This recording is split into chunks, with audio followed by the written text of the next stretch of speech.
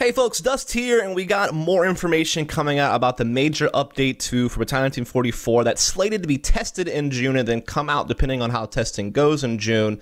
Now in the part 1 video, I talked about all the first information coming out, and there was a lot of it talking about improved character models, talking about new map, talking about a bunch of stuff in regards to weapon balancing as well as movement changes, and then of course just new content coming in, new sounds, all kinds of stuff. So definitely check out that part 1 video where I covered basically their first week of released information. We're now in the second week of released information, and we have 2 posts basically to talk about that came out this week, and we'll continue rolling out part 2, part 3, whatever we need to do to cover everything, but just wanted to keep up with what's going on with the game as I have done with this YouTube channel regularly.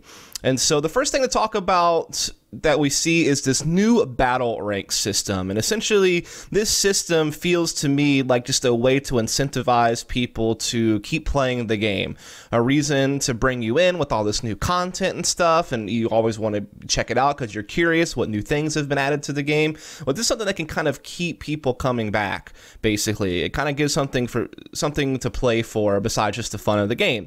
Now obviously some people don't need motivation to replay the game, they'll just play it because it's fun and they like to play it. Or maybe their motivation to play the games because they want to become the best and they want to get into the esports side of things and try to compete in tournaments after prize money and maybe contracts with organizations with salaries and all that good stuff. But this is another way to incentivize people to play, which is giving them stuff as they play.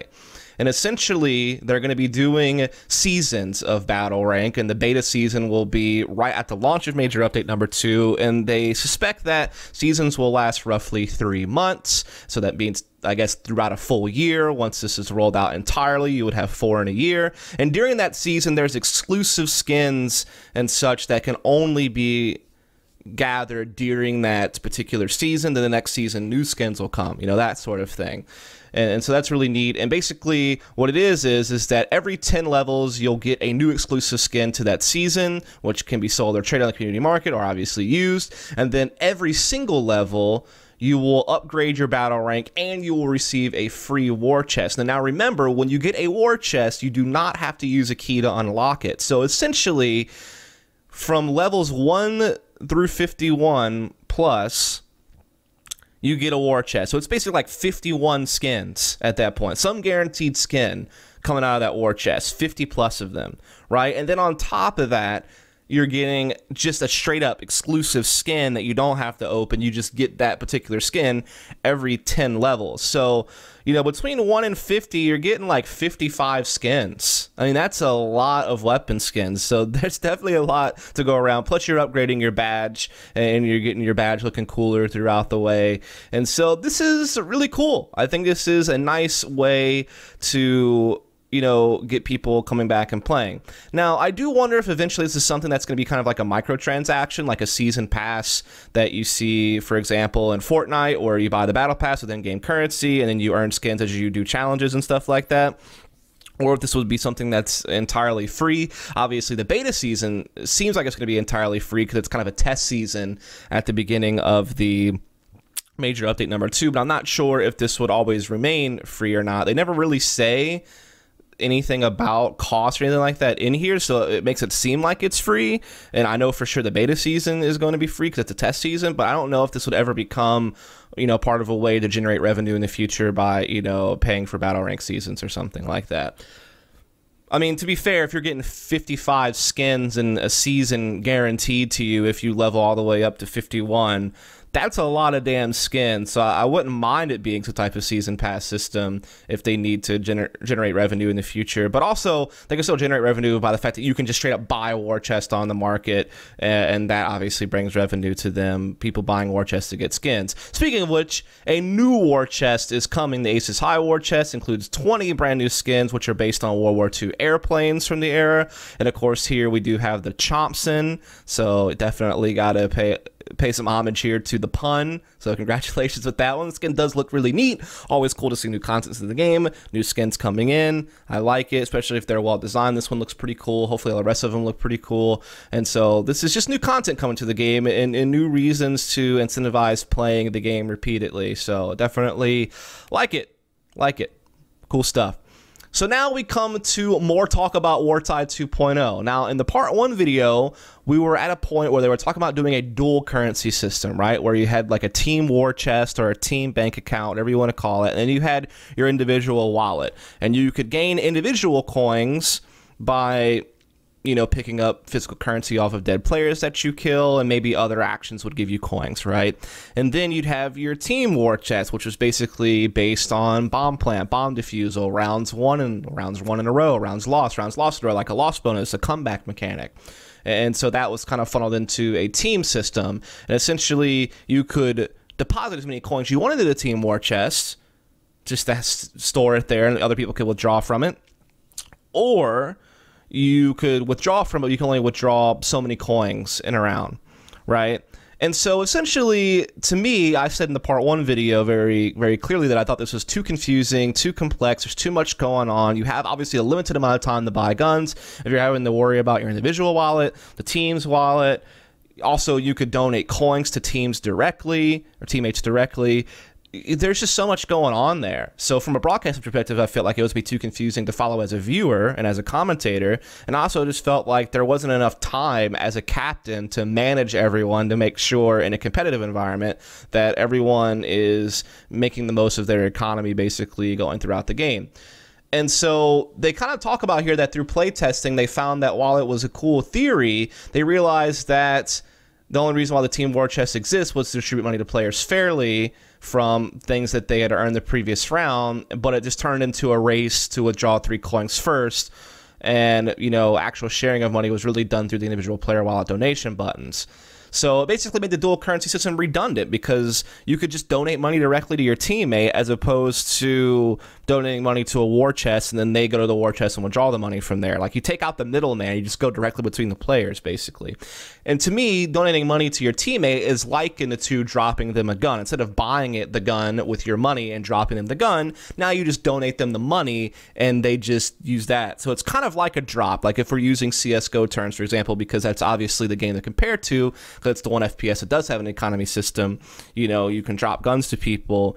This allows you to drop coins to people, basically, right? So it's very familiar to me. I think this makes a lot of sense. I think this simplifies things quite a lot. And I think it's good that they removed this shared token pool and replaced it just with personal wallets and direct teammate player donations only. I think this still allows you to distribute economy throughout the team smartly. You have a player that has a shit ton of coins or tokens. He can then deposit some tokens to a teammate. That way they can have money to buy. And I think it just makes it a hell of a lot easier to manage everything. I think it's a lot less confusing. It's just a more simplified way of doing this whole economy system that they're trying to do with Wartide. And it's cool. I like it. It's great. Now, let's talk a little bit more about Wartide, though, because we're going to get to these knife rounds and stuff like that here in a second. But I just want to talk a little bit more about Wartide, because I have a couple images here. And this is... oh, man. I'm going to have to kind of mess around with this. Hold on a second. Yeah, okay. So this is obviously the Axis side of money here that we're seeing. And this was the image that was in the most recent update when they talked about simplifying the Wartide 2.0 to just a player wallet system and sharing between players. So this seems to be the most up-to-date buy menu that they have out there right now before the testing actually starts for the update. And as you can see on the right-hand side, obviously, the Geware is free, and so that's always been the case, even in the old Wartide system, so that makes perfect sense. You have a free gun you can use, you don't have to spend any money, you get a gun, right? Then, of course, you have the new gun, the Eco gun. It's only 1 coin, so it's the cheapest gun that you can buy. Hopefully not as ridiculous as a CZ and Counter-Strike, but it's essentially the same theory, right? Like, you're spending very little money, but you're still getting a gun that can do something. And in this sense, it's a weaker SMG, so it's still really going to be good in super close range situations, but it's going to take extra bullets in comparison to the MP40, which costs 2 more tokens. And so it's obviously a weaker gun, but it doesn't really cost you anything to do. It costs you the same amount as a frag grenade or a smoke grenade. So definitely the pricing seems right here for this gun, and obviously the free gun makes sense. And I think the pricing for the grenade and the smoke are fair.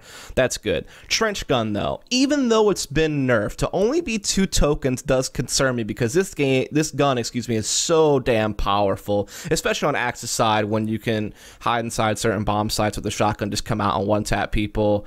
And I know that they did nerf it in the sense that it takes longer to reload, and so therefore the time between shots is going to be slower than it was before. You can just kind of rapid fire people with it, but I don't know if it's been slowed down enough. Now, either this can be fixed by raising the price of the gun and make it more expensive because it is more powerful, or it could be balanced by, I think, possibly slowing down the fire rate of the trench gun even more. But again, we need to test the game first and actually see how the trench gun feels and things like that. So I'm not necessarily saying it needs to be done right now, but it is something that does concern me just a little bit. MP4. Now remember, these Axis guns are cheaper than Allied guns. The attacking side guns are going to be...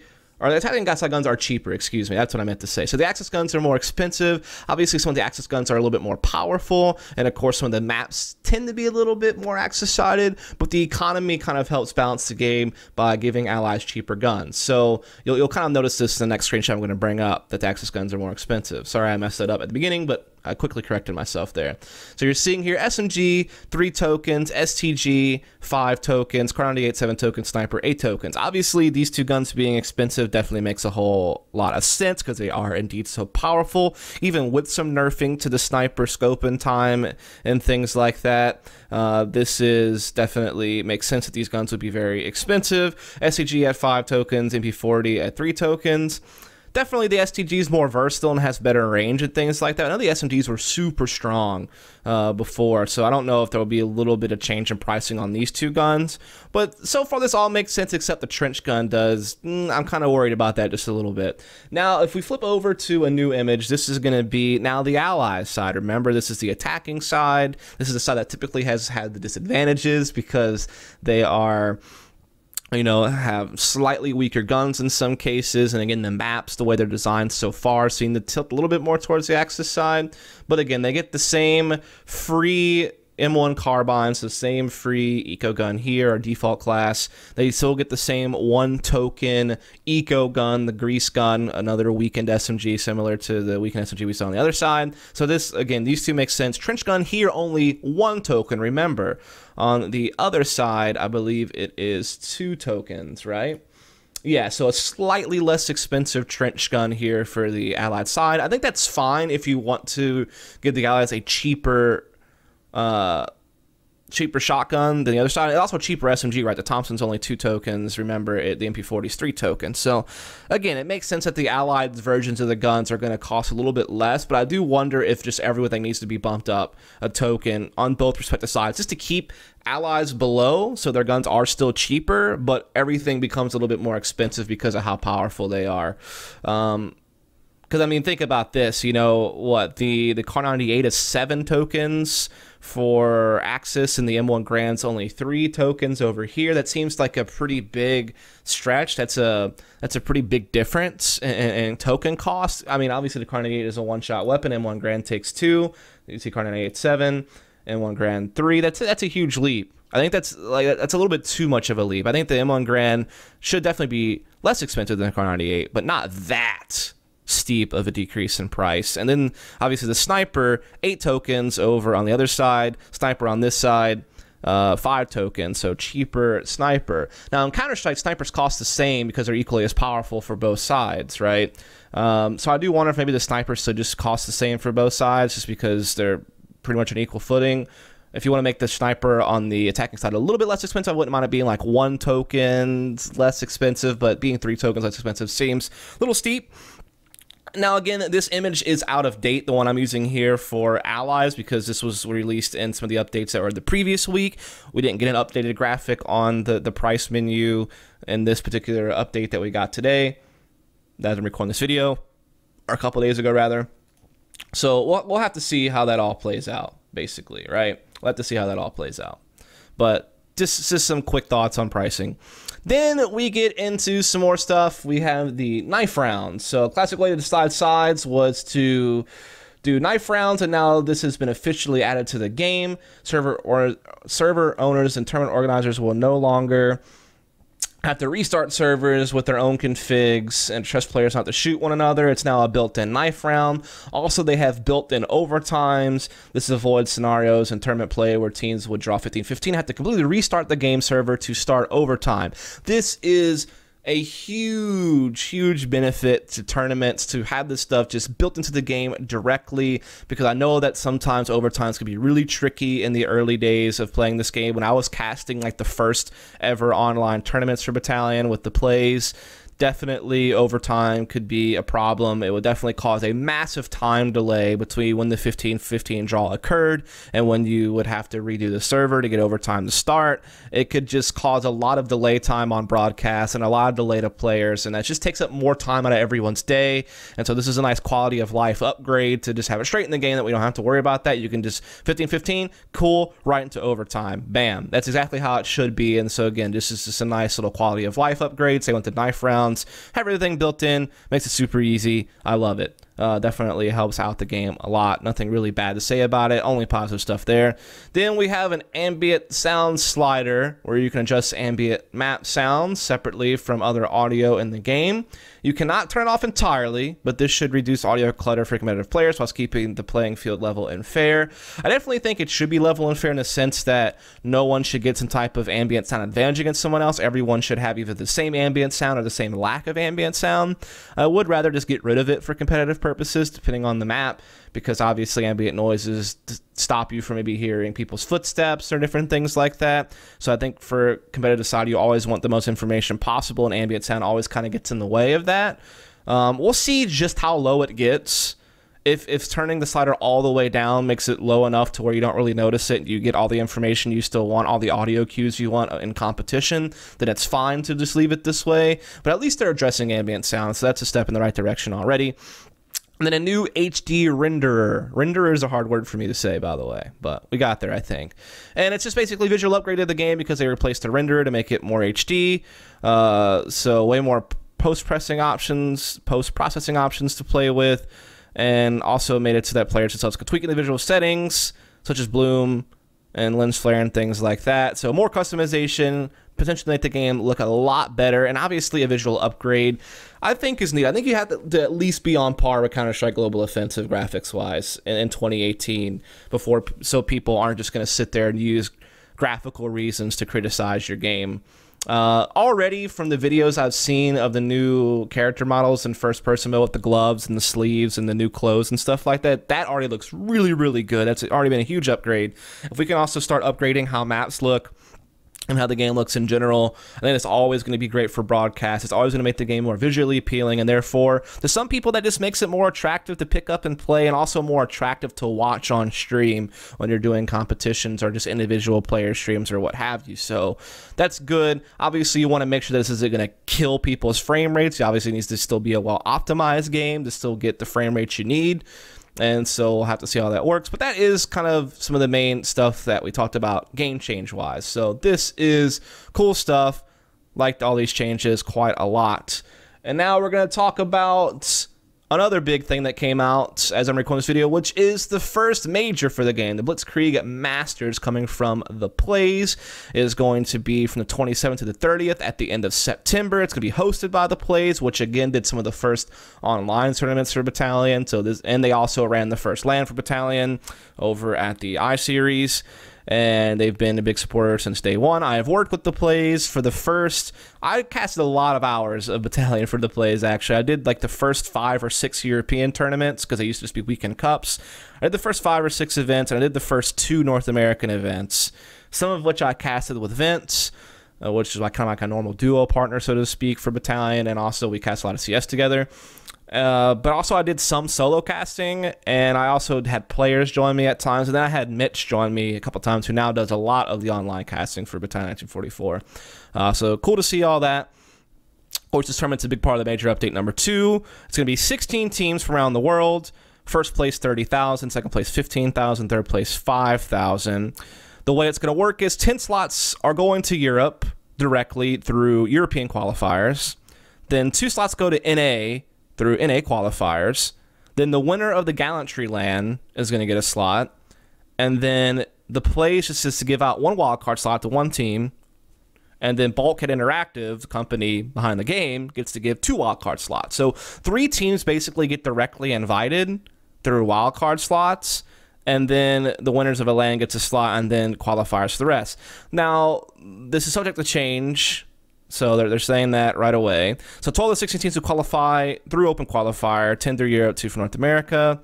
That they give you the dates to the European qualifiers here. There's going to be 5 qualifiers, and 2 teams from each qualifier will earn access to the main answering event. Format, the qualifiers will be best of 1 until round of 16. Matches will become best of 3. Last round tournament will be semifinals, both of which are streamed. And again, there's, I guess, no need for finals because the 2 teams that win semis just get there.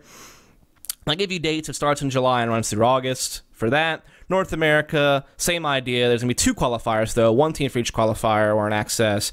Qualifiers best of 1 until round 16. Matches become best of 3. Only 1 team makes it. So you do play the way to the finals, and this is going to take place in July for North America. And there you go. They're going to be running beta tournaments on the Battalion for beta client throughout June and encourage teams to participate as a means of practice with the new game mode. Results of these tournaments will contribute to seedings in open qualifiers. Blah, blah, blah, blah, blah, blah. Right? Now, with these wildcard slots, you directly invite the best teams that we know of, like, say, an Albino Cats in a Snowstorm or a Penta or some of these European teams like Endpoint, the former The Bang people who were very successful throughout the game. You just directly invite them to the tournament. That way they don't even have to play in the qualifiers because you know they're really good. They've already won tournaments and all that good stuff. Or you can base these wildcard slots off of, okay, this team didn't qualify through the qualifiers, but let's say there's one team who played in all 5 qualifiers. Let's say they always lost in the quarterfinals, but they consistently made quarterfinals in the qualifiers, but they never could just make, or let's say they consistently made the semis every qualifier, but then they lost in every semi, so they never actually got to be one of the 2 teams. A team that performed that well, consistently making semis of every qualifier, you probably just give them a wild card slot, right? Like, guys, you consistently played every qualifier, you made it deep in every qualifier. We can see that you have good potential. We'll give you a wild card slot. So it could go that way, or it could just, like I say, be teams that, you know, have players who have done really well in the game already that you just want to invite to the tournament. So we'll see how it works, but I think this is pretty cool, right? That we're going to have an international tournament, at least between Europe and America. Also, maybe you give a wild card slot to a team from a different region. Maybe you see like a really good team from like the Australian region. You just give them a slot to the tournament because there is no qualifier for Australia, right? So I think that this is definitely a neat way to kick off like the true competitive side of Battalion. Obviously, we've already had one LAN. We've had a lot of online tournaments. This is a nice way to get kind of your first big LAN going and your next major update when the game gets completely revamped. It's also being backed by, you know, Square Enix Collective and Bulkhead directly. Definitely an increase in prize pool from their first LAN at iSeries. So this is definitely a step in the right direction. I think it's really cool. It's going to be in Amsterdam. Obviously, a city that many people are going to know, so it's easy. They already have Chill Blast apparently supplying PCs, so that's going to be great. That way it's not BYOC or something like that. It brings it up to the standard of esports today where all that stuff is provided other than peripherals. And this is just really cool to have a big tournament coming to the game. I mean, I don't really know what else to say. It's definitely just really neat to see it. And you can go check out the post yourself, see some of the acknowledgments that Brammer put out there and all that good stuff. So, you know, hats off to them. This has been kind of rumored for a while that a major was coming. I know the 50K prize pool was kind of rumored for a while as well. They were debating on what city to put it in, and now it seems like they finally kind of finalized everything, which is great. And wish them the best. Obviously, I would maybe hope to be involved as a commentator for this. Maybe me and Vince as a duo could commentate this. I know Mitch has been doing a lot of Battalion casting, and he probably deserves a chance at one of the big tournaments. But I think in a tournament that lasts for 4 days where you're having a bunch of games, there's probably room enough for multiple commentators to be involved. And so maybe me and Vince can be a duo. Maybe Mitch and someone can be a duo. I know Pansy and Machine from Counter-Strike and from other games are interested in this game, so maybe they can be involved. So it could be really neat, and I'll definitely be keeping my eye on it. Even if I don't wind up being involved, I'll definitely keep my eye on it and watch because I do enjoy this game. And that is great news. So that's going to do it for this video. Hope you enjoyed it. Definitely a lot of interesting stuff coming out of Bulkhead on this game, revolving around gameplay changes, balancing. Now we have a major on the horizon, a really big tournament to launch the esports side of things seriously. And so just wanted to kind of keep you all up to date on what's going on with the game as I keep my eye on it. Definitely stay tuned for more updates in the future and more content here on the YouTube channel, all that good stuff. Thanks so much. Catch you next time.